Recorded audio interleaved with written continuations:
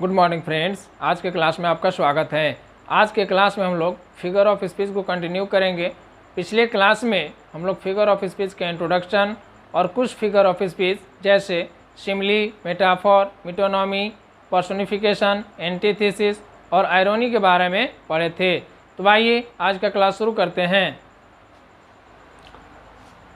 Figure of speech number 7, paradox. It is a statement with two or more parts that seems absurd or illogical, but on deeper analysis it makes complete sense. देखिए, यह जो figure of speech है paradox, इसमें दो या दो से अधिक पार्ट्स होते हैं और ऊपर से जब आप देखेंगे, लाइटली जब इसे आप देखेंगे तो आपको ऐसा महसूस होगा कि यह इलॉजिकल है या एब्सर्ड है। एब्सर्ड मीन्स होता है बेतुका।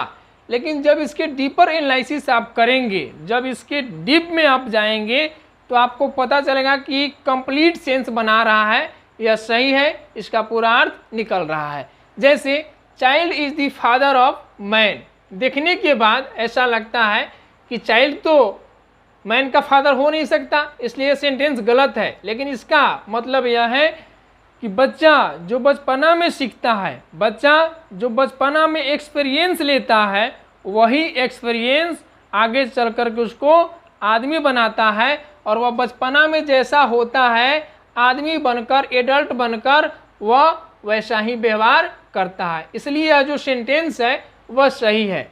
नेक्स्ट एग्जाम्पल, अ 20 years old man celebrates his 5th birthday anniversary. उस सेंटेंस को देखने के बाद भी आपको ऐसा लग रहा होगा एक 20 वर्ष का आदमी कैसे अपना 5वां बर्थडे एनिवर्सरी सेलिब्रेट करेगा। तो ऊपर से जब आप इसको लाइटली देखेंगे तो आपको लगेगा यह सेंटेंस गलत है। लेकिन मान लेते हैं अगर उस आदमी का बर्थडे 29 फरवरी को होगा और चूंकि फरवरी में 29 दिन जो होता है वह हर 4 साल के बाद आता है, तो जब हम उस निष्कर्ष पर पहुंचेंगे तो हमें पता चलेगा कि 20 वर्ष का आदमी भी अपना 5वां बर्थडे मना सकता है। Figure of speech number 8, satire. Satire का मतलब होता है व्यंग, a way of criticising something, people और सिस्टम। यह क्या होता है?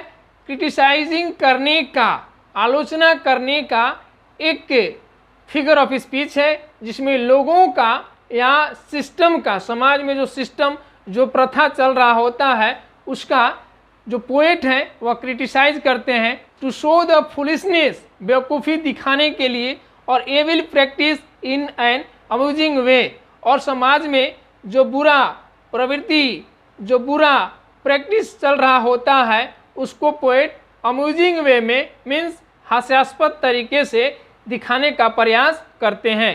Politicians are easy targets for satires, और सेटायर ज़्यादातर पॉलिटिशियंस के लिए प्रयोग किया जाता है क्योंकि ज़्यादा पाखंडी और ढोंगी पॉलिटिशियंस ही होते हैं। जैसे the rape of the lock by Alexander pope, एक पोएम है, एक सेटायर है, the rape of the lock, बहुत फेमस सेटायर है इंग्लिश भाषा में, जिसको अलेक्जेंडर पोप लिखे हैं। अलेक्जेंडर पोप उस समय जो समाज में, अपर क्लास में, अरिस्टोक्रेटिक फैमिली में जो बुराइयां चल रही थी, जो लोग बुरे लतों से गुजर रहे थे, उसके बारे में बताते हैं। इस जो सेटायर है इसको आप पढ़ेंगे, बहुत ही आनंद आएगा। यूलोजी, अ figure of speech containing high praise of a person और हिज क्वालिटी। यह क्या होता है? यूलोजी एक फिगर ऑफ स्पीच है जिसमें किसी व्यक्ति का बहुत ही ज़्यादा बढ़ा चढ़ाकर प्रशंसा किया जाता है, या तो उसके पर्सनल व्यक्तित्व से या उसका जो क्वालिटीज है उसका प्रशंसा किया जाता है। जैसे Milton, thou shouldst be living at this hour, England has need of thee। इसका मतलब यह हुआ कि मिल्टन, तुमको अभी यहाँ रहना चाहिए था, इंग्लैंड को अभी तुम्हारा आवश्यकता है। देखिए यह जो लाइन है वह विलियम शेक्सपियर लिखे हैं after the death of John Milton. John Milton के मृत्यु के बाद विलियम शेक्सपियर यह लाइन लिखे हैं। उस समय जो इंग्लैंड की कंडीशन थी वह ठीक नहीं थी और जॉन मिल्टन भी बहुत पहले चले गए थे, वह मात्र 66 साल की उम्र में गुजर गए, इसलिए मिल्टन के लिए यह लाइन विलियम शेक्सपियर लिखे हैं। हाइपरबोल यह क्या है? इट इज़ एन एग्जेजरेशन और over statement not to be taken literally. यह एक प्रकार का फिगर ऑफ स्पीच है जिसमें बहुत ही बढ़ा चढ़ाकर बोला जाता है। जैसे I will love you dear, I will love you till December. देखिए यह जो लाइन है इसमें राइटर कह रहा है मैं तुमको प्यार करूँगा, मैं तुमको प्यार करूँगा, और लास्ट में क्या बोल रहा है? टिल दिसंबर, मैं तुमसे प्यार करूंगा, मैं तुमसे प्यार करूंगा। ऐसा लगता है जैसे राइटर उससे कितना प्यार करेगा या कर रहा हो, लेकिन लास्ट में जो बोलता है टिल दिसंबर, उससे पता चलता है कि वह ज़रूरत से ज़्यादा, बहुत ज़्यादा प्यार उससे नहीं करता है। Next under statement. देखिए इसके नाम से ही पता चल रहा है कि इसमें जितना होता है उससे घटाकर उससे कम कहा जाता है। A statement which says less than what are means opposite to hyperbole. इसमें क्या होता है कि जितना होता है किसी व्यक्ति का क्वालिटीज, उसका गुण या कोई वस्तु का गुण जितना होता है उससे घटाकर कम करके जब बोला जाता है तो उसे हम बोलते हैं अंडर स्टेटमेंट। और अंडर स्टेटमेंट जो होता है वह हाइपरबोल का अपोजिट होता है। हाइपरबोल में क्या होता है? हाइपरबोल में किसी चीज को बहुत बढ़ा चढ़ाकर बोला जाता है। जैसे I have to have this operation, मुझे इसका ऑपरेशन कराना है। इट इजंट वेरी सीरियस, या बहुत सीरियस नहीं है। I have this tiny little tumour on the brain. देखिए उसके ब्रेन पर एक ट्यूमर है, एक प्रकार का कैंसर है, बीमारी तो बहुत बड़ी है, लेकिन उसको वो घटा कर बोल रहा है कि मुझे इसका ऑपरेशन करना है, यह बहुत बड़ा चीज़ नहीं है। तो इस प्रकार के सेंटेंस में अंडर स्टेटमेंट का प्रयोग होता है। Next oxymoron, a figure of speech in which two opposite ideas are joint to create an effect. इसमें क्या होता है?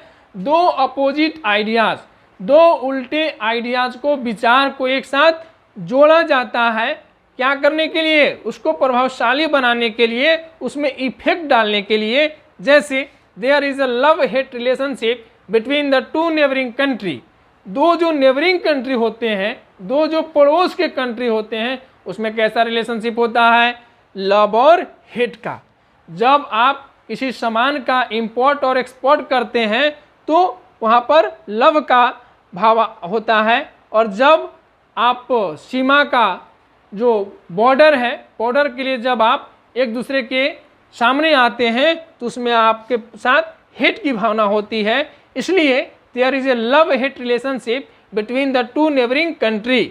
तो यह जो लव और हेट, दो अपोजिट आइडिया जो यहाँ आया है, इसमें हम कह सकते हैं कि ऑक्सीमोरन का प्रयोग हुआ है। It is similar to paradox. यह क्या है?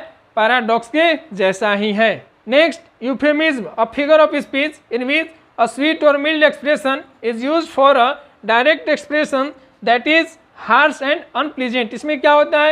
यह एक प्रकार का फिगर ऑफ स्पीच है जिसमें कोई अनप्लीजेंट घटना घटता है या कोई अनप्लीजेंट घटना होता है या कोई अनप्लीजेंट घटना हमें किसी को बताना होता है तो हम डायरेक्ट उसको नहीं बताते हैं। डायरेक्ट बताएंगे तो उसे कड़वा लगेगा, उसे तीखा लगेगा और उसका कोई गलत प्रभाव उस पर पड़ जाएगा।